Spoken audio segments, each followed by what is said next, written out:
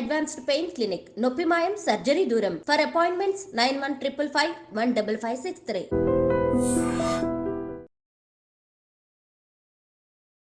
నమస్కారం, welcome to iDream. నేను మీ ఝాన్సీ. ప్రస్తుతం మనతో ప్రముఖ ఆధ్యాత్మికవేత్త గట్టుపల్లి సురేష్ బాబు గారు ఉన్నారు. ఈరోజు కొన్ని మంచి విషయాలు ఆయన అడిగి తెలుసుకుందాం. నమస్కారం అండి. జై శ్రీమన్నారాయణ. గురుగారు, సాధారణంగా మనం టెంపుల్స్ దగ్గర ఇల్లు కట్టుకున్నప్పుడు టెంపుల్స్ నీడ మన ఇంటి మీద పడినా కానీ, గోపురం నీడ ఇంటి మీద పడినా కానీ ఏమైనా దోషాలు కలుగుతాయా? అసలు టెంపుల్ ఉన్న పరిధిలో ఎంత దూరంలో ఇల్లు కట్టుకుంటే మంచిదంటారు? అయితే మనం ఇప్పుడు ఈ టెంపుల్స్ గురించి, హౌసెస్ గురించి అయితే, టెంపుల్స్ ఏవైతే దేవస్థానాలు ఉంటాయో, దేవస్థానాల్లో చాలా రకాలు ఉంటాయి. ఇప్పుడు గ్రామ దేవతలని ఉంటాయి. ఈ గ్రామ దేవతలు ఏంటంటే ఇళ్ళ ముందు ఇంట్లోనే ఒక స్థలం వదిలేసి కట్టుకునేటువంటి పరిస్థితి ఇంటి ఆచారంగా వచ్చేటువంటిది ఉంటుంది. కొంతమంది అంటే ఇంట్లోనే కొంచెం స్థలం వదిలేసి కట్టుకుంటారు గ్రామ దేవతలకి. అంటే వాళ్ళు పూజించుకునేటువంటి విధి విధానాలు ఉంటాయి, కొన్ని ఆచారాలు ఉంటాయి. వంశ ఆచారంగా వాళ్ళ పెద్దలు ఇచ్చినటువంటిది ఏదైతే సారే ఉంటుందో, ఆడపిల్లల పెళ్ళి అయితే సారిస్తారు. అలానే మగపిల్లలకి ఏం చేస్తారంటే ఈ దేవుళ్ళ ప్రతిపనులు, అమ్మవార్లని వీళ్ళని ఇచ్చి పంపిస్తారనమాట. అంటే తరతరాల నుంచి వచ్చేటువంటి అమ్మవార్లు ఎవరైనా ఉంటే ఆ ఇంటి పేరట వాళ్ళు ఏం చేస్తారంటే ఒక టెంపుల్ కట్టుకొని ఆ టెంపుల్కి ఆరాధన చేస్తూ ఉంటారు గ్రామ దేవతలు. ఈ నీడ అనేది ఆటోమేటిక్ వాళ్ళ ఇంటి మీద పడ్డా కూడా ఈ విధి విధానంలో ప్రాబ్లం అయితే ఉండదు. ఒక చిన్నపాటి దేవస్థానంగా కట్టుకుంటారు వాళ్ళు. ఇది ఉంటుంది. అయితే మనకి ప్రాసిద్ధి చెందినటువంటి టెంపుల్స్ కానివ్వండి, ఏదైనా వికృతంగా ఉండేటువంటి, అంటే ఎట్లా ఉంటాయి అంటే కొన్ని టెంపుల్స్ ఉంటాయి, అంటే వెలసినటువంటి టెంపుల్స్, స్వయంభూగా వెలసిన టెంపుల్స్ ఉంటాయి. అవి పెద్ద పెద్ద దేవస్థానాలు ఉంటాయి. ఇప్పుడు కాశీ కానివ్వండి, అలానే కాశీ కానివ్వండి, లేకపోతే అహోబిళం కానివ్వండి, లేకపోతే శ్రీశైలం కానివ్వండి, ఇలా తిరుపతి కానివ్వండి, ఇలా కొన్ని ప్రాసిద్ధి చెందిన దేవాలయాలు కానీ, వెలసినటువంటి దేవాలయాలు కానీ కొన్ని ఉంటాయి. దీనికి సంబంధించినటువంటి నీడ లేదు, ప్రతిరోజు అర్చనలు చేసి ఆ గంటారాము వినిపించేటువంటి టెంపుల్స్ కొన్ని ఉంటాయి. కొన్ని కొండల మీద కడుతూ ఉంటాయి టెంపుల్స్. ఈ టెంపుల్ ఆకారం అనేది, ఆ రూపం అనేది, అక్కడ అవతరించేటువంటి అవతారం అనేది అది ప్రతిష్ఠించిందా, స్వయంభూనా, ఇన్ని రకాలు ఉంటాయి. అందులోనూ కొన్ని టెంపుల్స్ వేరువేరులా ఉంటాయి. ఇప్పుడు హనుమాన్ మందిరం ఉన్నది, సాయిబాబా మందిరం ఉన్నది, దత్తాత్రేయ స్వామి మందిరం ఉంటుంది. ఇలా వీళ్ళు ఏంటంటే దేవుళ్ళు కాదు వీళ్ళు.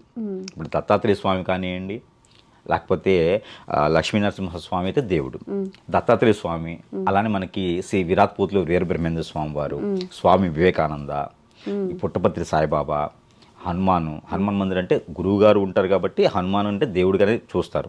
వీళ్ళు ఏంటంటే దైవ స్వరూపాలు, వీళ్ళు గురువులు. వీళ్ళ టెంపుల్స్ ఉంటే వీళ్ళ టెంపుల్ నీడ అనేది పడవచ్చు. ఏది మనం సాయిబాబా కానివ్వండి, రాఘవేంద్ర స్వామి కానివ్వండి, అలానే చిన్నజీవి స్వామి కట్టించినటువంటి మాలయాళం, అలానే శంకరాచార్యులు, వీళ్ళంతా గురువులు కాబట్టి వీళ్ళ ఆలయం ఉన్న ఈ నీడ అనేది ఏ ఒక రూట్లో ఉన్నా, అంటే ఈశాన్యంలో ఉన్న, వెస్ట్, నార్త్, సౌత్, ఎటు సైడ్ నీడ పడ్డా కూడా ఈ టెంపుల్స్ వల్ల ఉపయోగం, అంటే ఇబ్బంది లేదు, ఇబ్బంది పెద్దగా ఉండదు. అయితే మనం అనుకున్నట్టు ఏదైతే మనకి ప్రాసిద్ధి చెందిన దేవాలయాలు, స్వయంభూ దేవాలయాలు ఉంటాయో వీటి నీడ అమ్మవారి టెంపుల్స్ కానివ్వండి, అలా లక్ష్మీ స్వరూపంగా ఉండే గాయత్రి మాత కావచ్చు, సరస్వతి మాత కావచ్చు, వెలసినటువంటి విగ్రహాలు ఉంటాయి, కనకదుర్గ అమ్మవారు కావచ్చు, లేకపోతే మనకి గ్రామ దేవతల్లో కొన్ని ఉంటాయి, రేణుకాయలమ్మ టెంపుల్, నల్లపోచమ్మ టెంపుల్, అక్కడికక్కడే ఉద్భవిస్తారు. ఈ టెంపుల్స్ నీడైతే పడకూడదు. ఈ టెంపుల్స్ నీడ అరిష్టం. ఇంట్లో అనర్థాలు జరుగుతాయి. ఇంటి వాస్తు ఎంత బాగున్నా ఈ టెంపుల్ అనేది సూర్యుడు ఉదయించేటప్పుడు నీడ పడవచ్చేమో కానీ అస్తమించేటప్పుడు నీడ పడకూడదు. ఆ టెంపుల్ ఎటు పక్కనైతే ఉన్నదో ఆ టెంపుల్ వాస్తుకి సూర్యుడు ఉదయించేటప్పుడు పడేటువంటి నీడ ఓకే, బాగానే ఉంటుంది. అంటే వెనక వైపు ఉన్నటువంటి, అంటే పరవణ వైపు, సపోజ్ టెంపుల్ తూర్పు వైపు మొహం పెట్టేసి ఉన్నది, తూర్పు వైపున సూర్యుడు ఉదయిస్తాడు, ఆ నీడ వచ్చేసి పరవణ వైపున ఉన్నటువంటి ఇంటి మీద పడుతుంది. అది ఓకే, కొంతమేర బాగానే ఉంటుంది. అదే కనుక అస్తమించేటువంటి సూర్యుడు, అంటే తూర్పు వైపున ఉన్నటువంటి ఇల్లు ఏదైతే ఉందో అది ఇబ్బందికరంగా ఉంటుంది. ఆ ఇంట్లో అనార్థాలు జరగటం కానివ్వండి. అసలు కామన్గా ఏంటంటే ఆ టెంపుల్ పరిసర ప్రాంతం ఎంతవరకు అయితే నీడ పడుతుందో ఆ పడినటువంటి నీడంతవరకు రోడ్లు ఉండటమా, గోశాలలు ఉండటమా చేస్తే మంచిది. కానీ సంసారాలు ఉండేటువంటి హౌసెస్, కాపురాలు ఉండేటువంటి ఇల్లు ఏవైతే ఉన్నాయో అవి ఉండడం అనాగరికం. గురువు టెంపుల్స్ అయితే ఓకే, కానీ ఇలా ప్రాసిద్ధి చెందినటువంటి ఆలయాలు కానివ్వండి, ఇంకోటి ఏంటంటే అక్కడికక్కడే స్వయంభూగా వెలిసినటువంటి ఆలయాలు కానివ్వండి, ఆ నీడ అనేది పడకూడదు. అలానే హనుమాన్ మందిరంలో దక్షిణ వైపు ఏదైతే దక్షిణం వైపున ఉన్నటువంటి నీడ, తూర్పు కానివ్వండి దక్షిణం కానివ్వండి, నీడ ఉంటే మంచిది. హనుమాన్ దేవుడైనప్పటికీ దక్షిణము తూర్పు ఉన్నటువంటి నీడ అయితే మంచిది. ఉత్తరము పరమట నీడ పడింది అనుకోండి, ఆ టెంపుల్ ఆవరణ నీడ పడింది అనుకోండి, ఆ ఇళ్ళు కూడా మనకి అరిష్టం అని చెప్పుకోవచ్చు. ఎలాంటి అనార్థాలు వస్తాయంటే లేనిపోయిన ఆర్థిక సమస్యలు వస్తాయి. ఏ పని తప్పులు చేయకపోయినా ఆర్థిక సమస్యలు రావడం కానివ్వండి, అలానే ఇంట్లో ఆరోగ్యరీత్యా సమస్యలు రావడం కానివ్వండి, ఆ ఇంట్లో అశాంతి ఉంటుంది, ప్రశాంతత ఉండదు. ఇలాంటి విపత్తులు అనేది ఏర్పడతాయి. ఆ ఇంట్లో ఉన్న ప్రతి ఒక్కరికి బాగా చదువుకుంటాడు, మెచ్యూర్ స్టూడెంట్, జాబు రాదు, విదేశాలకు వెళ్ళాలనుకుంటారు, వెళ్ళలేరు. ఇలాంటివన్నీ కూడా విపత్తుల వల్ల కనిపిస్తూ ఉంటాయి. అది అమ్ముకొని లేదా గోశాలలు పెట్టుకునే దానికి పెట్టుకోవచ్చు. పాల కేంద్రాలు, గోశాలలు, దానికి సంబంధించిన గేదెలు పెంచుకోవడం, ఆవుల్ని పెంచుకోవడం, లేకపోతే మేకల్ని, కోళ్ళని ఫార్మ్స్ పెట్టుకోవడం, బిజినెస్ చేసుకోవడానికి బాగుంటుంది. ఇల్లు మాత్రం ఉండకూడదు, వేరే ఏదైనా ఇట్లా గోశాలలు కానీ ఇవన్నీ పెట్టుకోవచ్చు అంటారా? గోశాలలు వాటికి ఏమీ వర్తించదా? వాటికేం వర్తించదు. ఎందుకంటే గుడి అనేది పవిత్రం. ఇల్లు కూడా ఎందుకు వర్తించదు అనేది అని చెప్తున్నా. గుడి అనేది ఏంటంటే పవిత్రం. మనం ఇంట్లో కొన్ని కార్యకలాపాలు చేస్తూ ఉంటాం. ఇప్పుడు ఆడవాళ్ళు ఇంట్లో తిరుగుతూ ఉంటారు, ఇంట్లో ఉంటే ఆడవాళ్ళు తిరుగుతుంటారు. ఆ స్వామి వారి యొక్క నీడ పడటం వల్ల అది మనకి పవిత్రత అపవిత్రత అయినట్టే కదా. ఆ గుడి నీడ పడిందంటే అపవిత్రత అనేది చెప్పుకోవచ్చు. ఇప్పుడు ఎందుకు అలా చెప్తున్నా అంటే, సంజీవిని పర్వతం మీకు ఐడియా ఉందా? హనుమాను సంజీవిని తీసుకొస్తాడు లక్ష్మణుడి కోసం కదా. అయితే సంజీవిని పర్వతం తీసుకొచ్చేటప్పుడు ఆ యుద్ధాల్లో మరణించిన వాళ్ళు కొన్ని లక్షల మంది ఉంటారు. ఓకే, ఈ లక్షల మంది అలా పడిపోయి ఉంటే ఆ సంజీవిని పర్వతం ఇలా ఎత్తుకొని తీసుకొని వస్తూ ఉంటే ఆ ఒక నీడ ఎక్కడ ఆగలేదు, ఏం దిగలేదు. ఆయన ఆ నీడ ఎవరి మీద అయితే పడుతుందో ఆ నీడ పడినంత వరకు అందరూ కూడా బతికి లేచారు. అంత పవిత్రమైనది సంజీవిని పర్వతం. ఆ హనుమాన్ తీసుకొస్తున్నప్పుడు ఆ కొండ నీడ ఏదైతే ఉందో, ఆ సూర్య భగవానుడు వచ్చినటువంటిది, ఆ షాడో, ఆ కొండ షాడో ఏదైతే ఉందో, ఆ షాడో ఎంతమంది మీదకి పడిందో చనిపోయిన వాళ్ళ మీద, వాళ్ళందరూ కూడా మళ్ళీ ఉద్భవించేశారు. ఓకేనా? అంటే అంత గొప్పది అనమాట. అలాంటి గొప్పది ఈ యొక్క ప్రతిమ ఇంట్లో మనకి పడితే అది ఆ టెంపుల్ యొక్క షాడో, ఆ నీడ గనక మనకి పడినట్లయితే మన అంత పవిత్రంగా మనం చూస్తున్నాం కదా. ఏది సంజీవిని పర్వతం తీసుకెళ్తుంటేనే అంత నీడలో అందరూ ఉద్భవించారు, మళ్ళీ లేచారు అంటే అది చాలా గొప్ప విషయమే కదా. కదా అదే మనకి ఇంట్లో మనకి గుడిలో ఆ స్వామివారిని ఎంతో రకంగా పూజిస్తాం మనం. ఏ స్వామివారినైనా మనం పూజిస్తాం. ఎందుకు సాయిబాబా మందిరంలోనే లేకపోతే లక్ష్మీనరసింహ స్వామి కాకుండా మనకి దత్తాత్రేయ స్వామి కానీ, సాయిబాబా కానీ, పుట్టపర్తి సాయిబాబా కానీ మందిరాలు పడవచ్చు అంటారు మేము. వీళ్ళు గురువులు, వీళ్ళు దైవ స్వరూపులు మాత్రమే, దేవుళ్ళు కాదు. దైవ స్వరూపులు మాత్రమే వీళ్ళు. యేసుప్రభు అయినా దైవ స్వరూపుడే. అలానే మనకి అల్లా అయినా దేవుడు ఉంటాడు కానీ ఆకారం ఉండదు. కానీ ఆ అల్లా ఆ మసీదు నీడ కూడా పడకూడదు, మసీదు నీడ కూడా పడకూడదు. ఆయన గురువు కాదు, దేవుడు. ఆయన దేవుడి స్వరూపం కాబట్టి దర్గాలు అయితే పడవచ్చు. దర్గాలు ఎక్కడైనా ఉంటే ఆ నీడ పడితే ఇబ్బంది ఏమి ఉండదు. కొంత నెగిటివ్ ఉంటుందేమో కానీ ఇబ్బంది పెద్దగా కనిపెడదు. అలానే మసీదు నీడ కూడా ఇంటి మీద పడకూడదు. అలానే చర్చిలో కొన్ని రకాల చర్చిలు ఉంటాయి. దేవుడిగా మొక్కేటువంటి చర్చిలు ఉంటే ఆ నీడ పడకూడదు. మామూలుగా గురువుగా వెళ్ళి ప్రార్థన చేసుకుంటే మందిరాలు ఉంటే కనుక, సిలువు పెట్టుకొని ప్రార్థన చేసే మందిరాలు ఉన్నటువంటి ఆలయాలు ఏమైనా ఉంటే అవి పడవచ్చు. అదే గురువుతో బోధించినటువంటి టెంపుల్స్లో ఇప్పుడు కృష్ణాలయం ఉంది, కృష్ణ ఇస్కాన్ టెంపుల్స్ ఉన్నాయి. అది గురువు కాదు, కృష్ణుడు అంటే దేవుడితో పోలుస్తాం మనం. ఆ నీడ పడకూడదు. అర్థమైంది మీకు? ఇప్పుడు గురువుగా ఉన్నటువంటి టెంపుల్స్ నీడ అనేది, ఇప్పుడు విరాట్ పోతులో వీరబ్రహ్మేంద్ర స్వామి వారి గుడి ఉంటుంది, ఆ నీడ పడవచ్చు. ఆయన గురువు. అందుకే గురువులు సృష్టించిన టెంపుల్స్, గురువుకి కట్టించిన టెంపుల్స్ ఏవైతే ఉన్నాయో ఇవి పడవచ్చు. అంటే మానవ మాతృలు నిర్మించిన టెంపుల్స్ కానివ్వండి, ఇట్లా దైవాంశ సంభూతులని చెప్పుకునే వారి టెంపుల్స్ నీడలు పడితే ఏం కాదు. కానీ స్వయంభుగా వెలిసిన దేవాలయాలు అయితే ఏదైనా అరిష్టం జరిగేటువంటి అవకాశాలు ఎక్కువ కనిపిస్తున్నాయి. కాబట్టి ఎవరైతే ఇప్పటి వరకు తెలుసో తెలియకుండా ఉంటే గనక ఆ ఆలయాల పరిసర ప్రాంతాల్లో ఉండేసి గనక ఈ నీడ పడి ఉండి వాళ్ళు ఇబ్బందులు పడుతుండే కనుక వాళ్ళు అక్కడ ఏదైనా బిజినెస్ పాయింట్కి, బిజినెస్ అంటే మళ్ళీ ఏదో కిరాణా షాపులో హోటల్స్ నడవు, ఓన్లీ పాల ఉత్పత్తులు లేదంటే ఏదైనా జంతువుకు సంబంధించినటువంటి శాలలు పెట్టుకోవచ్చు, కోళ్ల ఫార్మ్స్ పెట్టుకోవచ్చు, మేకలు, అలానే ఆవులు, గేదెలు, ఇలాంటి ఏదైనా ఉంటే కూడా గుర్రాలు, ఇలా వాళ్ళు వారి పరిధి ప్రకారంగా పెంచుకునే దానికి అది కష్టంగా అలా ఉపయోగించుకోవచ్చు. కానీ ఆ పవిత్రతని మనం కాపాడడం కోసమే ఆ చుట్టుపక్కల మనం ఇల్లు కట్టుకోకూడదు అని చెప్తున్నారు. అంతే, పవిత్రతను కాపాడాలి. మనం ఇంట్లో అనేక రకాలుగా ఉంటాం, ఒక్కొక్క సమయంలో మనకు వేరే వేరే ఉండాల్సి వస్తుంది. ఇప్పుడు లేడీస్ ఉంటారు, అలానే కొన్ని రకాల కార్యక్రమాలు చేయాల్సి వస్తుంది. అవన్నీ కూడా ఆ నీడ పడేటువంటి దాంట్లో మనం చేయకూడదు, అది అపవిత్రత అవుతుంది.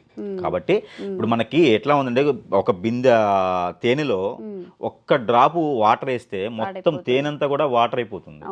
అందుకని ఆ పవిత్రత మనం ఎన్ని కొబ్బరికాయలు కొట్టినా, ఎన్ని హోమాలు చేయించినా కూడా అది పోదు. ఇప్పుడు పొద్దున్నే హోమం చేస్తావు, సాయంత్రానికి నువ్వు ఎక్కడికి వెళ్ళాలి? అదే ఇంట్లోకి వెళ్ళాలి. పోనీ ఆ నీడ ఆగకుండా ఉంటుందేమన్నా? ఒకవేళ మరి ఆ ఇంట్లోనే ఉండాల్సి వస్తే, ఇప్పుడు పెద్ద పెద్ద సిటీస్లో కట్టుకున్నప్పుడు వెళ్ళలేకపోతూ ఉంటారు. అంత ఇన్వెస్ట్మెంట్ చేసి అంత ఖర్చు పెట్టి కొనుక్కున్నప్పుడు అది అమ్మేసి వేరే చోటకి వెళ్ళడం, లేదా రెంటెడ్ పర్పస్ అయినా వెళ్ళడానికి కుదరకపోవచ్చు. అప్పుడు ఏం చేయాలంటారు మరి?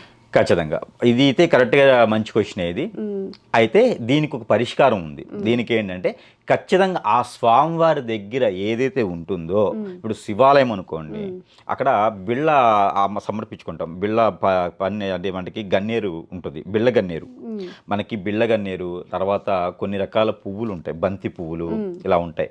ఇవి ఎప్పుడు కూడా మన ఇంట్లో పెట్టుకోవడం, లేదంటే ఇంటికి 3 కొబ్బరికాయలని ఒక గుమ్మడికాయ కలిపేసి ఇంటికి కట్టుకోవడం. ఈ ఒక నీడ ప్రభావం అనేది ఎక్కువగా, అంటే మొత్తం పూర్తిగా తొలగిపోదు, కొంతమేర. అలానే ఇంటికి మధ్యలో గవాక్షి అని ఉంటుంది. ఇప్పుడు మనకి కారులో రూఫ్ వస్తుంది కదా, కారులో మనకి కొన్ని కార్స్లో పైన రూప్ ఉంటుంది.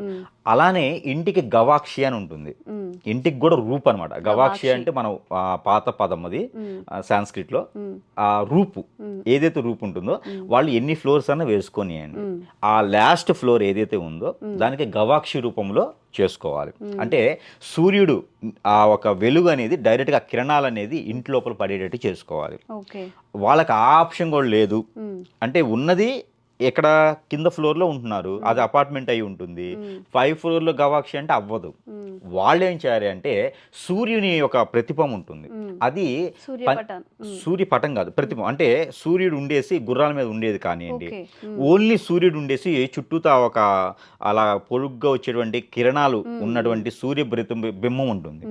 ఆ సూర్యబింబం ఉండేది తూర్పును ఉండేటువంటి వాల్ ఏదైతే ఉంటుందో, ఆ తూర్పును ఉండేటువంటి వాల్కి, లేదా మీ సింహద్వారం ఏటైనా ఉంటే ఆ సింహద్వారానికి ఎదురు కూడా మనం తగిలించుకోవచ్చు.